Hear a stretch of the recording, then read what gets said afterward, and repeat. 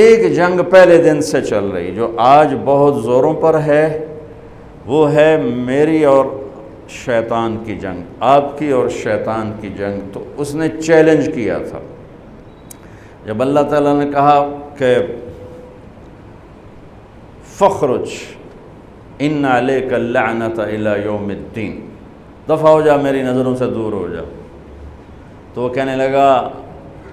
انظرنی الی یوم یبعثون، کہ مجھے زندگی دے پھر دیکھ میں کیا کرتا ہوں تیرے بندوں کے ساتھ۔ اللہ نے کہا انک من المنظرین، جا میں تن دے دیتی۔ کہنے لگا اچھا اب سن، فبما اغویتنی، مجھے دھکا دیا نا تو نے، لأقعدن لهم صراطک المستقیم، جو راہیں تیری طرف جاتی ہیں وہاں ڈیرے ڈالوں گا، خیمے گاڑوں گا، چلہ نہیں لگاؤں گا، 4 مہینے نہیں، سال نہیں، صرف جمعے کی تقریر نہیں، صبح کا خطبہ نہیں، رات کو درس حدیث نہیں، ہو تو 20 منٹاں تو پتہ ہی نہیں لگتا کتنے گئے۔ کہا میں زندگی بھر کے لیے قلعے گاڑ دوں گا، کھوٹے خیمے گاڑ دوں گا، اور جو راہ تیری طرف جاتا ہے وہاں آ کے میں فوج کٹھی کروں گا۔ ثم لآتینہم من بین ایدیہم، پھر میں ان سے جنگ کروں گا، سامنے سے حملہ کروں گا، ومن خلفہم، پیچھے سے حملہ کروں گا، وعن ایمانہم، دائیں سے حملہ کروں گا، وعن شمائلہم، بائیں سے حملہ کروں گا، ولا تجد اکثرہم شاکرین، پھر ویکھ لمی تیرا تا کوئی ہوئے گا، باقی سارے میرے ہی مرید ہون گے۔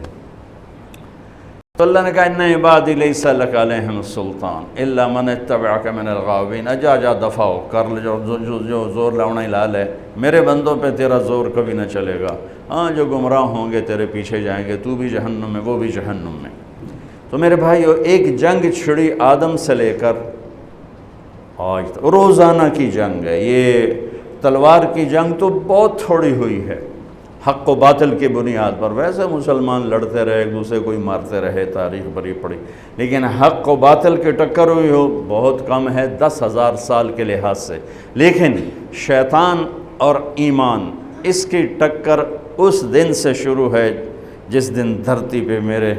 پہلے نبی، پہلے باپ آدم اور پہلی ماں حوا نے قدم رکھا، اور اولاد کے ہوتے ہی پہلا وار جو اس نے کیا تو قابیل پہ ہوا۔ حابیل اس وار کو برداشت کر گیا، نکل گیا، قابیل اس وار کے نیچے آ گیا اور اپنے بھائی کا قاتل بن گیا۔ یہ جنگ ہے، اور اس جنگ نے چلنا ہے قیامت تک۔ سبحان،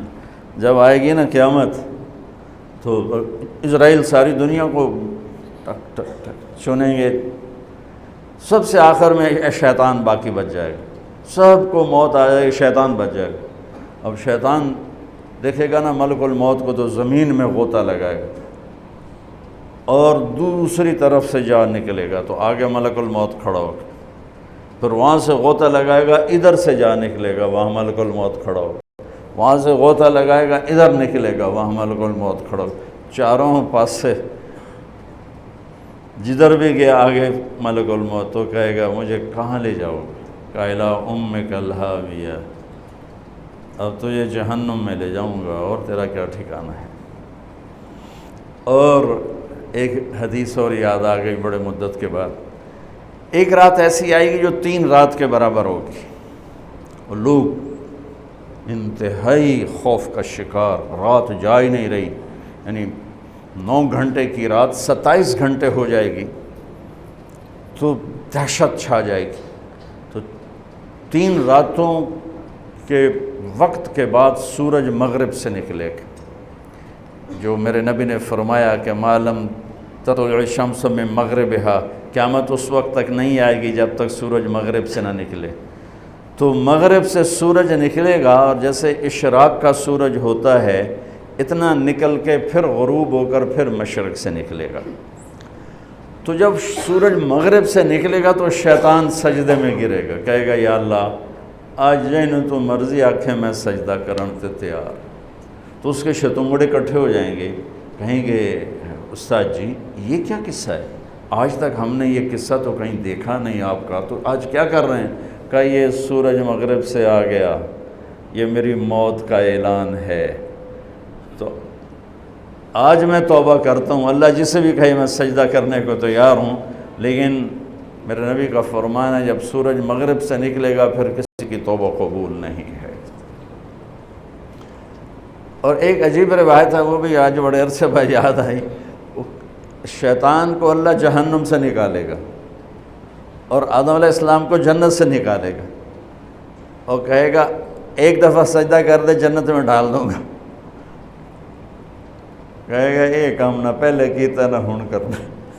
اللہ پھر اسے جہنم میں ڈال دے۔